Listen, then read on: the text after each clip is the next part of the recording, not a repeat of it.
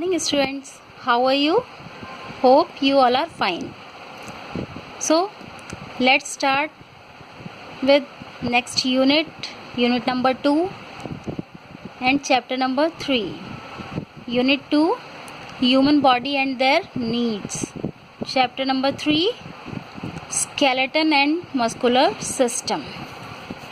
So in this chapter we will study the following point: the skeleton system, structure of bones, types of bones, various types of joints and its importance, the muscular system, kinds of muscles, carrying of bones and muscles. So let's start chapter. So students, all living beings are made up of cells. आपने कभी सोचा कि हमारी body किस तरीके से work करती है, कैसे हमारी जो हैंड्स वगैरह हैं वो मूव करते हैं, नेक हमारी मूव करती है ना, किस तरीके से हमारी बॉडी वर्क करती है ना। तो इस चैप्टर में हम लोग अपने इसी बारे में पढ़ेंगे कि हमारी बॉडी किस तरीके से जो हमारी बोन्स का स्ट्रक्चर, स्केलेटन के बारे में पढ़ेंगे। बोन्स किस तरीके, कौन कौन से टाइप्स की बोन्स होती हैं, उनके मतलब इम्पोर्टेंस क्या है। ठीक, तो इसमें हम लोग शुरू करते हैं। All living beings are made up of cells. जो लिविंग बींग्स हैं वो किससे, सेल्स से बने हुए हैं। Cells are smallest and fundamental unit of life. Cells जो है हमारी लाइफ की सबसे छोटी यूनिट है। ठीक है, these cells combined together to form tissues. और यही सेल्स जो हैं वो आपस में कंबाइंड होकर क्या बनाती हैं, टिश्यूज़ को फॉर्म करती हैं। Tissues unite together to perform specific function are called organ. और यही जो टिश्यूज़ हैं जो यूनिट है परफॉर्म स्पेसिफिक फंक्शन को परफॉर्म करते हैं, जिसको कि क्या बोलते हैं, ऑर्गन्स कहते हैं। There are different organ to perform various functions. ठीक है, हमारी बॉडी में डिफरेंट ऑर्गन्स हैं जिनका क्या है, जो कि डिफरेंट फंक्शंस को परफॉर्म करते हैं। ठीक भाई, हमारे जो हाथों का काम है, हैंड्स का वर्क जो है वो हमारे लेग्स तो नहीं कर सकते हैं, तो इसीलिए हमारी बॉडी का हर एक पार्ट जो है वो इम्पॉर्टेंट है और उनके अलग पार्ट के डिफरेंट पार्ट के डिफरेंट फंक्शन हैं। उन्हीं के बारे में हम लोग इस चैप्टर में पढ़ेंगे। Similar organs work together as one unit called organ system. This organ system plays a vital role in maintaining health and well-being of entire body. Example of organ system are breathing system.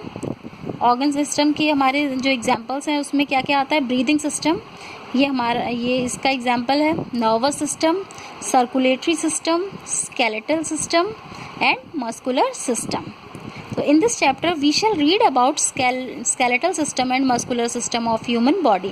इस chapter में हम लोग skeletal system और muscular system, human का जो है skeletal और muscular system के बारे में हम लोग पढ़ेंगे इस चैप्टर में। तो फर्स्ट पॉइंट हमारा आता है skeletal system. Skeletal and skeleton, this is a different thing. Okay, so skeletal system, not skeleton. The framework of bones in our body is called skeleton. skeleton क्या है कि bones का वो फ्रेम, मतलब frame, एक फ्रेम है, उस जो हमारी बॉडी का फ्रेम है, फ्रेमवर्क, बोन्स का फ्रेमवर्क जो है हमारी बॉडी का, वो स्केलेटन कहलाता है। जो हमारी बॉडी में एक ढांचा है हड्डियों का, वो स्केलेटन कहलाता है। There are total of 206 bones in an adult body. एक एडल्ट की बॉडी में 206 बोन्स जो हैं वो होती हैं। They are of different shape and size. और वो क्या होती हैं, उन शेप और साइज में कैसी होती हैं, डिफरेंट होती हैं। कैसी होती हैं, डिफरेंट होती हैं। Following are the main function of skeletal system. अब इनके फंक्शंस देखिए स्केलेटल सिस्टम के। First, it give shape, support and strength to our body. ये हमारी बॉडी को शेप प्रदान करती हैं, शेप देती हैं, सपोर्ट करती हैं जिससे कि हम लोग खड़े रह सकें, एंड स्ट्रेंथ हमारी बॉडी को। Next, it protect the internal organ of our body. ये हमारे बॉडी के इंटरनल जो ऑर्गन्स हैं उनको प्रोटेक्ट करती हैं। The skull protect the brain. जैसे स्कल जो है वो हमारे ब्रेन को प्रोटेक्ट करता है। The ribcage protect the heart and the lungs, जो रिबकेज होती है वो हार्ट को और लंग्स को प्रोटेक्ट करती हैं। And the vertebral column protect the spinal cord, और जो वर्टिब्रल कॉलम है वो हमारे स्पाइनल कॉर्ड को प्रोटेक्ट करता है। Skeletal system along with the muscular system help us to move our body parts in different directions।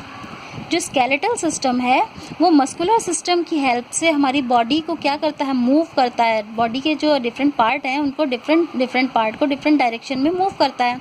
Many blood cells are produced inside some bones, जो bones हैं उनके आगे उनके क्या अंदर क्या करती हैं, ब्लड सेल्स जो हैं वो प्रोड्यूस होती हैं इनसाइड सम बोन्स। नेक्स्ट हमारा आता है स्ट्रक्चर ऑफ बोन्स। बोन्स के स्ट्रक्चर के बारे में पढ़ेंगे। The bones are made up of living cells and tissues, that is why they grow. जो बोन्स हैं वो लिविंग सेल्स और टिश्यूज से मिलकर बनी होती हैं जिससे कि वो ग्रो करती हैं। भाई आपने कभी सोचा है कि बोन्स जब बच्चे बॉर्न होते हैं तो क्या उनकी बोन्स इसी तरीके से होती हैं, हार्ड और लंबी सी, है ना। बोन्स भी ग्रो करती हैं। क्यों ग्रो करती हैं? क्योंकि उनमें भी लिविंग सेल्स हैं और टिश्यूज़ हैं, इनकी वजह से वो ग्रो करती हैं। The bones are hard but hollow, bones hard होती हैं लेकिन कैसी, हॉलो भी होती हैं। Nerves and blood vessels passes through the hollow part of the bones, जो नर्व्स हैं और ब्लड वेसल्स हैं वो जो बोन्स का हॉलो पार्ट है वहाँ से क्या करते हैं, पास करते हैं। The long bones are filled with a soft material called bone marrow, और जो लॉन्ग बोन्स होती हैं वो किससे फिल्ड होती हैं, एक सॉफ्ट मटेरियल होता है जिसको कि बोन मैरो बोलते हैं। ठीक है।